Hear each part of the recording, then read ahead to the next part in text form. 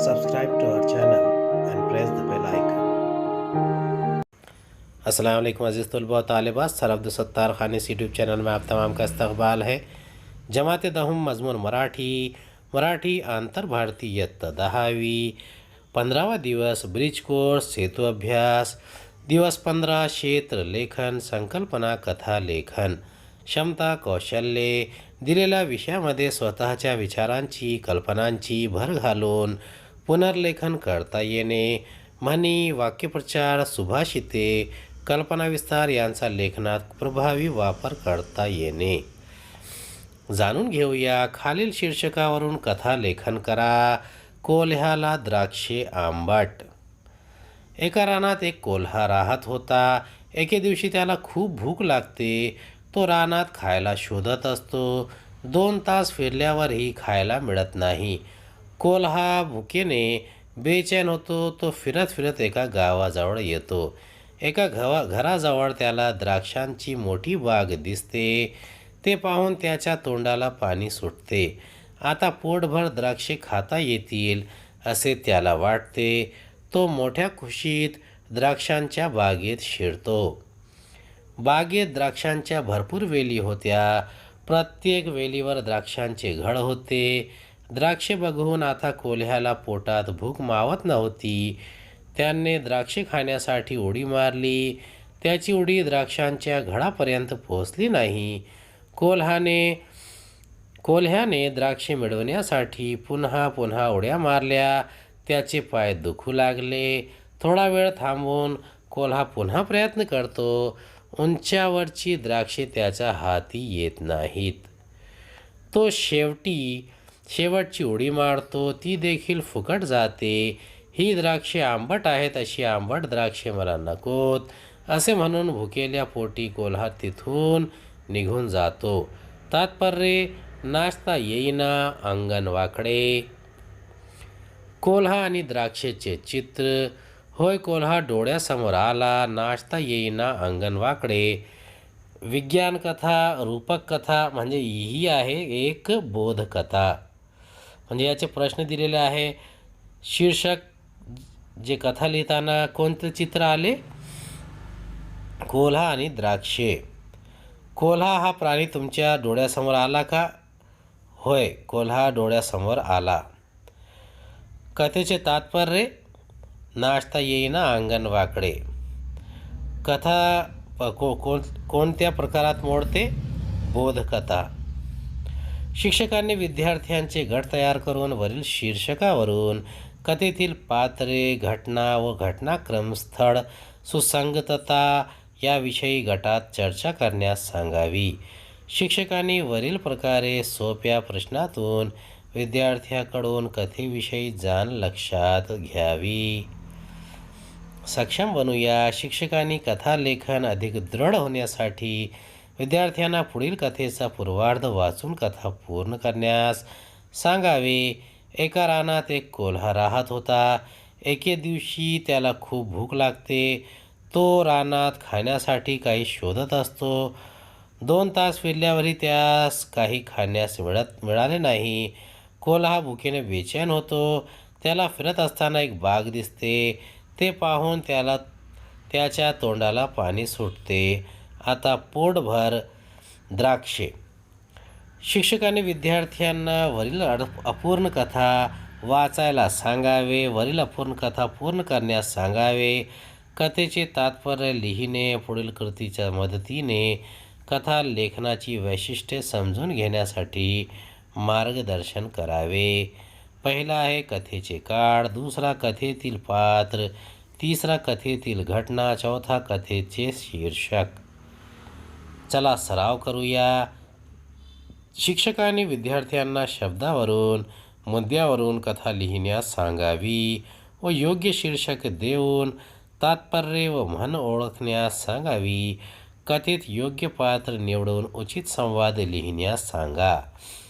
मुद्दे. एक राजा, लोभी, देवाची भक्ती, देवाकडून वर, स्पर्श केला, सोने, असह्य, राजाची मुलगी सोन्याची, देवाचा धाव, देव पुन्हा प्रसन्न.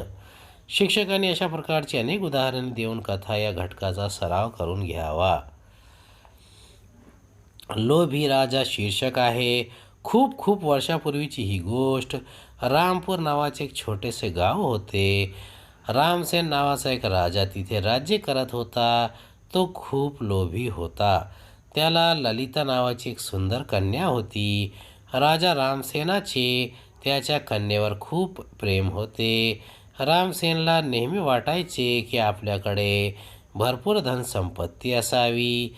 तो नेहमी धनदेवता लक्ष्मीची उपासना करत असे. एके दिवशी असे झाले की लक्ष्मी देवी रामसेनावर प्रसन्न झाली आणि त्याच्या समोर उभी राहिली. लक्ष्मी देवीला पाहून रामसेन आनंदित झाला. लक्ष्मी देवी रामसेनला म्हणाली, हे राजा रामसेन, मी तुझ्या भक्तीने प्रसन्न झाले आहे. मग तुला काय वर हवा? हे लक्ष्मी माते, मला खूप धनसंपत्ती हवी. रामसेन म्हणाला, तथास्तु. असे म्हणून लक्ष्मी देवी गायब झाली. रामसेनचा आनंद गगनात मावेना. तो ज्या वस्तूला स्पर्श करी ती वस्तू सोन्याची झाली. रामदेव आनंदाने नाचू लागला. दुसऱ्या दिवशी रामसेन नाश्ता करायला बसला.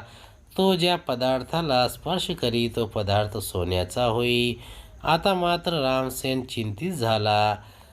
त्याला काही खाता येईना. तेवढ्यात त्याची कन्या ललिता धावत त्याच्याकडे आली. तिला स्पर्श करताच ती देखील सोन्याची झाली. रामदेव घाबरला, मोठ्याने रडू लागला. शेवटी असे झाले की रामदेवला त्याची चूक समजली. त्याने लक्ष्मी देवीला हाक मारली. लक्ष्मी देवी समोर येताच रामसेन गुडघ्यावर बसून रडू लागला व म्हणाला, मला धन नको, मला माझी कन्या हवी. हे माते, मी चुकलो, मला क्षमा कर. त्याचे बोलणे ऐकून लक्ष्मीदेवी म्हणाली, रामसेन, कधीही जास्त लोभ करू नये. आपल्याकडे जे आहे त्यातच आपण आनंदित राहावे हे तुला समजावे. हीच माझी इच्छा होती. असे म्हणून लक्ष्मीदेवी पुन्हा गायब झाली. त्याची कन्या परत पाहिल्यासारखी झाली. रामसेनने आनंदाने आपल्या कन्याला मिठी मारली. तात्पर्य, अतिलोभ कधीही करू नये. कल्पक होऊया शीर्षकावरून कथा लिहा. उदाहरणार्थ, जसे करावे तसे भरावे. कथा बीजानुसार कथा लिहावा. प्रसंग अवधान. अपूर्ण कथा पूर्ण करा. पूर्वार्ध किंवा उत्तरार्ध देऊन वरील प्रमाणे कथा लेखनाचा विविध कृती शिक्षकांनी विद्यार्थ्यांना द्यावात. पूरक साहित्य स्रोत, दीक्षा ॲप, QR कोड इत्यादी. जशास तसे. जळगाव जिल्ह्यातील कासोदे या छोट्याशा गावी एक पाळीव हत्ती होता. हत्तीचे नाव होते गणेश. तो स्वभावाने शांत होता. हत्तीचा मालक दररोज सकाळी त्याला स्नानासाठी नदीवर नेत असे. वाटेवरच निंब शिंप्याचे दुकान होते. शिंपी आणि हत्ती गणेशची मैत्री झाली होती. शिंपी दररोज आपल्या हाताने गणेशाला फळ खायला देत असे. खाल्यानंतर हत्ती आंघोळीला जात असे. नेहमीप्रमाणे आजसुद्धा गणेश शिंप्याच्या दुकानासमोर थांबला. पण आज शिंप्याने गणेशची चेष्टा करायचे ठरवले. त्याने हातात एक सुई घेतली. गणेशने नेहमीप्रमाणे आपल्या मित्राचा हात चाटला. त्याला सुई टोचली गेली. गणेश नाराज झाला. शिंपी मोठमोठ्याने हसू लागला. गणेश स्नानासाठी निमूटपणे निघून गेला. स्नान केले. येताना सोंडेत गढूळ पाणी घेतले. मार्गात पुन्हा शिंप्याचे दुकान लागले. दुकानासमोर गणेश थांबला. तरी त्याने सोंडेत आणलेले गढूळ पाणी शिंप्याच्या दुकानातील कपड्यावर फवारले. दुकानातील कपडे खराब झाले. हत्तीने आज असे वागण्याचे कारण निंबा शिंप्याचे लक्षात आले. त्याला खूप पश्चाताप झाला. यापुढे शिंप्याने कधीही चेष्टा केली नाही. तात्पर्य, कधीही माणसाने चेष्टा करू नये. उम्मीद है आपको हमारा वीडियो पसंद आया होगा. अगले वीडियो में दोबारा मुलाकात होगी. खुदा हाफिज़.